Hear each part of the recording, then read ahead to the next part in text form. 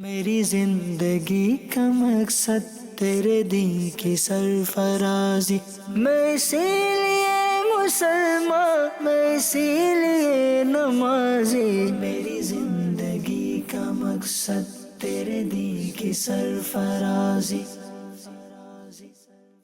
الحمد لله رب العالمين والصلاة والسلام على سيد المرسلين، أما بعد فأعوذ بالله من الشيطان الرجيم، بسم الله الرحمن الرحيم، الصلاة والسلام عليك يا رسول الله وعلى آلك وأصحابك يا حبيب الله، الصلاة والسلام عليك يا نبي الله وعلى آلك وأصحابك يا نور اللہ۔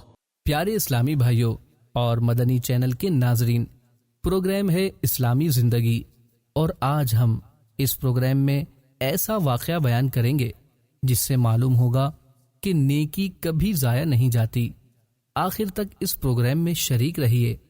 آئیے سب سے پہلے درود پاک پڑھنے کی فضیلت سنتے ہیں۔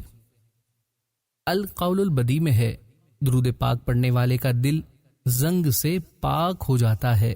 صلو علی الحبیب صلی اللہ علی محمد۔ ایک مرتبہ حضرت سیدنا حمیری بن عبداللہ رحمۃ اللہ علیہ شکار کے لیے گئے۔ جب وہ ایک ویران جگہ پہنچے تو اچانک ان کی سواری کے سامنے ایک سانپ آ گیا اور اپنی دم پر کھڑا ہو گیا، اور حضرت سیدنا حمیری بن عبداللہ رحمۃ اللہ علیہ سے عرض کرنے لگا، خدا کے لیے مجھے میرے دشمن سے پناہ دیجیے۔ اللہ پاک آپ رحمۃ اللہ علیہ کو اپنے عرش عظیم کے سائے میں اس دن پناہ دے گا جس دن اس کے عرش کے علاوہ کوئی سایہ نہ ہوگا۔ برائے کرم مجھے میرے دشمن سے بچا لیجیے، ورنہ وہ میرے ٹکڑے ٹکڑے کر دے گا۔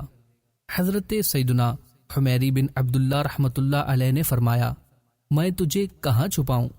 وہ سانپ کہنے لگا، اگر آپ رحمۃ اللہ علیہ نیکی کرنا چاہتے ہیں تو مجھے اپنے پیٹ میں پناہ دے دیجیے۔ آپ رحمۃ اللہ علیہ نے پوچھا، آخر تو ہے کون اور مجھ سے پناہ کیوں چاہتا ہے؟ سانپ نے کہا، میں مسلمان ہوں، مجھے مسلمان سمجھ کر پناہ دے دیجیے۔ حضرت سیدنا حمیری بن عبداللہ رحمۃ اللہ علیہ نے اس کے لیے اپنا منہ کھول دیا اور اسے اپنے پیٹ میں جانے دیا۔ کچھ دیر کے بعد ایک نوجوان آیا جس نے ایک تیز تلوار اپنے کندھے پر لٹکائی ہوئی تھی۔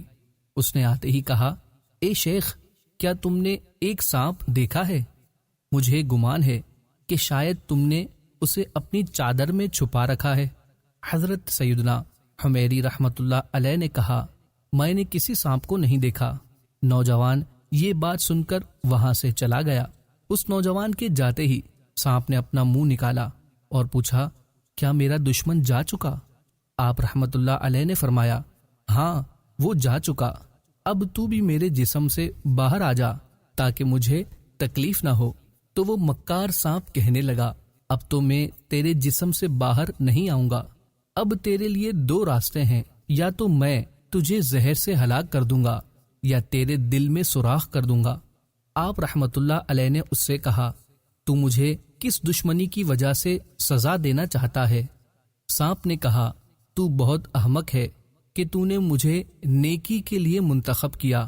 کیا تو مجھے نہیں جانتا کہ میں نے تیرے باپ آدم علیہ السلام سے کس طرح دشمنی کی؟ آخر تو نے میرے ساتھ احسان کیوں کیا؟ آخر تجھے مجھ سے کیا لالچ تھا؟ نہ تو میرے پاس مال و دولت ہے اور نہ ہی کوئی سواری وغیرہ ہے کہ جسے بطور انعام تجھے دوں۔ آپ رحمت اللہ علیہ نے فرمایا، میں نے تو صرف رضائے الہی کے لیے تیرے ساتھ نیکی کی تھی۔ اگر تو مجھے مارنا ہی چاہتا ہے تو مجھے پہاڑ پر جانے دے تاکہ میں وہیں رہ کر اپنی جان دے دوں۔ سانپ نے کہا، ٹھیک ہے، تم پہاڑ پر چلے جاؤ۔ آپ رحمت اللہ علیہ پہاڑ پر آئے اور موت کا انتظار کرنے لگے۔ جب آپ رحمت اللہ علیہ پہاڑ پر پہنچے تو وہاں ایک نوجوان نظر آیا جس کا چہرہ 14ویں کے چاند کی طرح روشن تھا۔ اس نے کہا، اے شیخ، آپ رحمت اللہ علیہ یہاں زندگی سے مایوس ہو کر موت کا انتظار کیوں کر رہے ہیں؟ آپ رحمت اللہ علیہ نے سانپ والا سارا واقعہ بتایا اور کہا، اب سانپ میرے پیٹ میں موجود ہے میں نے تو اسے دشمن سے بچانے کے لیے پناہ دی تھی، مگر یہ مجھے مارنا چاہتا ہے۔ اس نوجوان نے کہا، میں آپ رحمت اللہ علیہ کی مدد کے لیے آیا ہوں۔ اس نے اپنی چادر سے ایک بوٹی نکالی اور آپ رحمت اللہ علیہ کو کھلائی۔ جیسے ہی آپ نے وہ بوٹی کھائی، آپ رحمت اللہ علیہ کا چہرہ متغیر ہو گیا اور آپ رحمت اللہ علیہ کپ کپانے لگے۔ اس نوجوان نے دوبارہ وہی بوٹی کھلائی تو آپ رحمت اللہ علیہ کے پیٹ میں شدید ہلچل ہوئی اور درد سا محسوس ہونے لگا۔ جب تیسری بار وہ بوٹی کھلائی تو سانپ ٹکڑے ٹکڑے ہو کر ان کے جسم سے نکل گیا اور آپ رحمت اللہ علیہ کو سکون حاصل ہوا۔ آپ رحمت اللہ علیہ نے اس نوجوان سے پوچھا، اے محسن، آپ یہ تو بتاؤ کہ آپ کون ہو؟ آج آپ نے مجھ پر بہت بڑا احسان کیا ہے۔ وہ نوجوان کہنے لگا، کیا آپ رحمت اللہ علیہ نے مجھے نہیں پہچانا؟ ارے میں آپ رحمت اللہ علیہ کا نیک عمل ہوں۔